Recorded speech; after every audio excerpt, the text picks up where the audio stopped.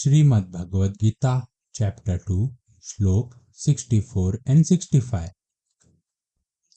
राग द्वेष विमुक्तेस्तु विषयानिन्द्रियश्रन आत्मवशये विधेयात्मा प्रसादमधिगच्छति।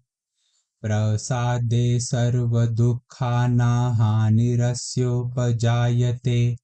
प्रसन्नचेतसो हाशु बुद्धिपर्यवतिष्ठते।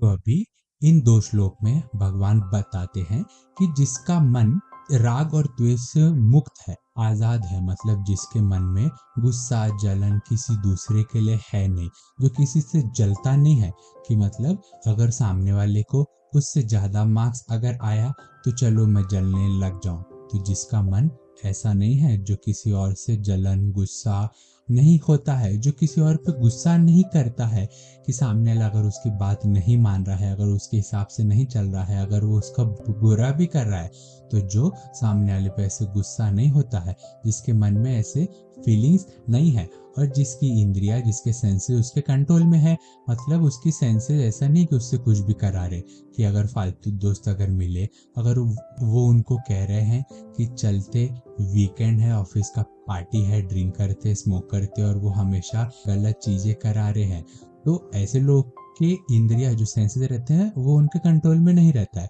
तो भगवान कहते हैं कि जिनके सेंसेस उनके कंट्रोल में है और जिनके मन में राग द्वेष जलन गुस्सा ये सब फीलिंग्स नहीं है, ऐसे लोगों पर भगवान की कृपा बनी रहती है, उनको भगवान की कृपा मिलती है। मतलब भगवान खुद बता रहे हैं कि किन लोगों पर भगवान की कृपा रहती है। हम ऐसा सुनते हैं कुछ लोगों के लिए कि ये इंसान बहुत अच्छा है, ये बहुत अच्छी चीजें कर रहा है, इस पे भगवान की कृपा है।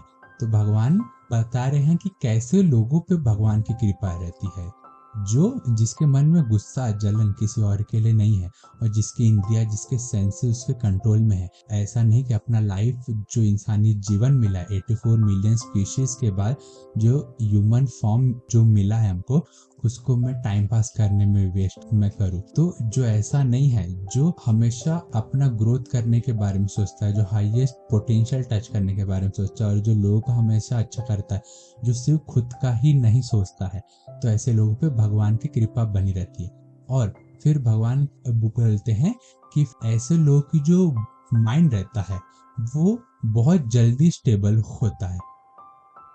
तो अभी एक पॉइंट है यहाँ पे कि जिन लोगों पे भगवान की कृपा रहती है, ऐसा नहीं है कि उनके जिंदगी में दुख नहीं होता है, उनके जिंदगी में भी दुख रहता है।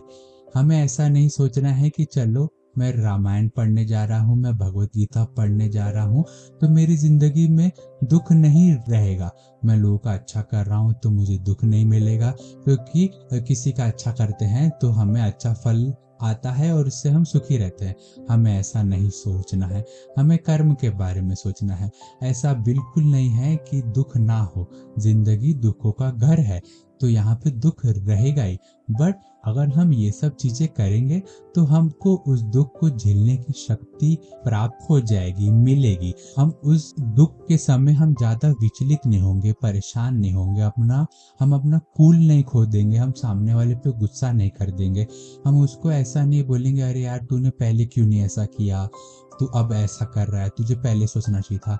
तो ऐसा ओवर थिंकिंग नहीं करना है, हम जो हो गया उसके बारे में ना सोचना है, हमको अभी जो हाथ में है उसके बारे में सोचना है। तो ऐसा बिल्कुल है नहीं कि हम अगर अच्छे राह पे हैं तो दुख नहीं है, अच्छे राह पे ही सबसे ज्यादा दुख रहता है। बट भगवान की अगर कृपा रहती है तो उस दुख को झेलने की शक्ति मिलती है और हम उस दुख को अच्छे से झेल लेते हैं। हम अपने माइंड की स्टेबिलिटी बिना खोके हम उस दुख को अच्छे से झेल लेते हैं, हम अपने ग्रोथ के साथ दुख को झेलते हैं। अगर हम कलयुग में सतयुग का काम करेंगे तो दुख मिलेगा ही हमको, क्योंकि कलयुग तो चाहेगा ही उसका जो राज्य है अभी कलयुग में, उसमें किसी और का राज्य ना हो, सतयुग का ना हो रहा, तो वो तो बोलेगा ही कि फालतू काम कर, परेशानी में रहे, दुख में रहे, और तू ऐसा कुछ काम ना कर कि दुख में तुझे शांति आए, तो वो तो ऐसा करेगा ही, वो तो उसका काम है।